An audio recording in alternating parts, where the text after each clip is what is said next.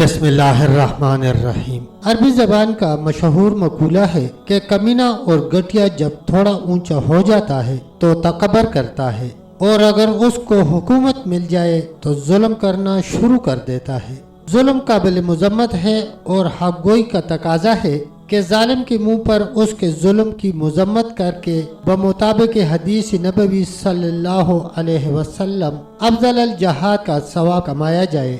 نیز کبھی اہل علم سے وہ نصیحت حاصل نہیں ہو سکتی جو ایک جاہل سے مل جاتی ہے۔ اسی طرح غور افغانستان کا ایک شہر ہے جو غوری خاندان اسی کی طرف منسوب ہے۔ غور کا ایک بادشاہ تھا، وہ بہت ظالم تھا اور اکثر غریب دیہاتیوں کے گدوں پر قبضہ کر لیتا اور ان پر اتنا بوجھ ڈالتا کہ بیچارے 2 دنوں میں مر جاتے، کیونکہ چارہ بھی نہ ڈالتا تھا۔ جیسا کہ زمانے کا دستور ہے، جب زمانہ کسی کمینے کو اختیار دے دیتا ہے تو وہ ظلم کا بازار گرم کر دیتا ہے۔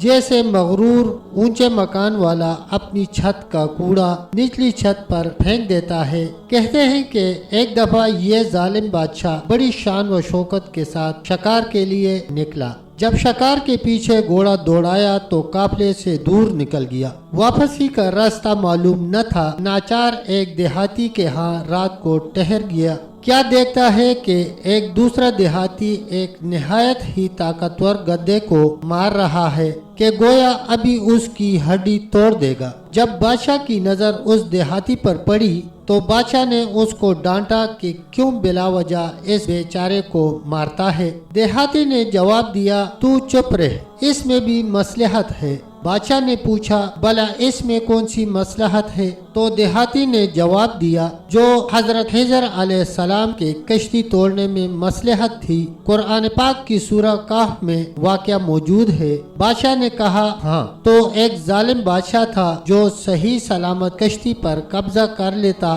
دیہاتی نے کہا، یہاں بھی ایک ظالم بادشاہ ہے جو صحیح سلامت گدوں پر قبضے کرتا پھرتا ہے، اس لیے تو اپنے گدے کی ٹانگیں توڑ رہا ہوں کہ ٹوٹا ہوا مال اپنے پاس رہے۔ تو اس سے بہتر ہے کہ صحیح سلامت ہو کر دشمن کے پاس، اے بادشاہ، آج یہ مظلوم گدے تو تیرے ظلم کا بوجھ اٹھا رہے ہیں، کل بروز قیامت تو ان پر ظلم کرنے کا بوجھ نہیں اٹھا سکے گا۔ ایسا ظالم سویا ہی رہے تو بہتر ہے جس کا آرام دوسروں کی تکلیف میں ہے۔ دیہاتی کی اس کھری بات نے بادشاہ کو سوچنے پر مجبور کر دیا۔ بادشاہ ساری رات جاگ کر ستارے گنتا رہا۔ صبح ہوئی تو قافلہ بھی بادشاہ کو تلاش کرتا ہوا وہاں پہنچ گیا۔ بادشاہ نے رات کی نصیحت کو بلا دیا، بلکہ اس دیہاتی گستاخ کو ذلت کے ساتھ باندھ کر زمین پر گرایا اور تلوار نکال کر اس کو قتل کرنے لگا۔ تو دیہاتی کے منہ میں جو اس کے منہ میں آیا کہنے لگا، چاقو سر پر ہو تو ظلم کی زبان تیز ہو جاتی ہے۔ تیرے دور سے بڑھ کر کسی دور میں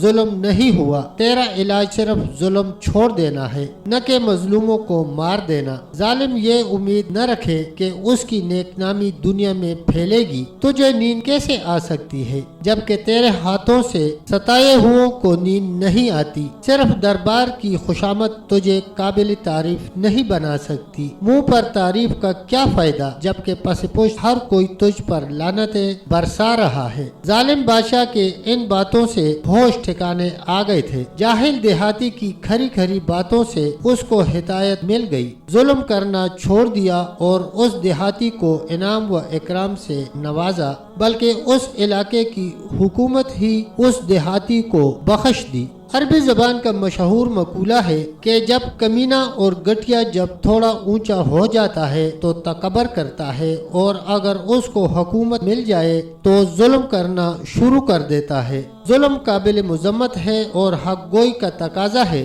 کہ ظالم کے منہ پر اس کے ظلم کی مذمت کر کے حدیث نبوی صلی اللہ علیہ وسلم کے مطابق افضل الجہاد کا ثواب کمایا جائے۔ نیز کبھی اہل علم سے وہ نصیحت حاصل نہیں ہو سکتی جو ایک جاہل سے مل جاتی ہے۔ اپنے متعلق کبھی دشمن سے بھی سننا چاہیے کہ وہ کیا کہتا ہے، کیونکہ خوشامدی تو سوائے تعریف کے اور کیا کریں گے۔ کہتی ہے تجھے خلق کے غائبانہ کیا کیا، خوشامد کرنے والے نہیں بلکہ ملامت کرنے والے تیرے خیر خواہ ہیں، جو تجھے تیرے عیب پر مطلع کرتے ہیں تاکہ تو اپنی اصلاح کرے، ورنہ وہ عیب ساری عمر تجھ میں موجود رہتا ہے۔ حضرت علی کرم اللہ وجہ الکریم فرماتے ہیں تیرا بہترین دوست وہ ہے جو تجھے تیرے عیب پر مطلع کرے۔ تب تک دوستو اتنا ہی، ملتے ہیں انشاءاللہ ایک نئی ویڈیو کے ساتھ، تب تک کے لیے اللہ حافظ، اللہ نگہبان۔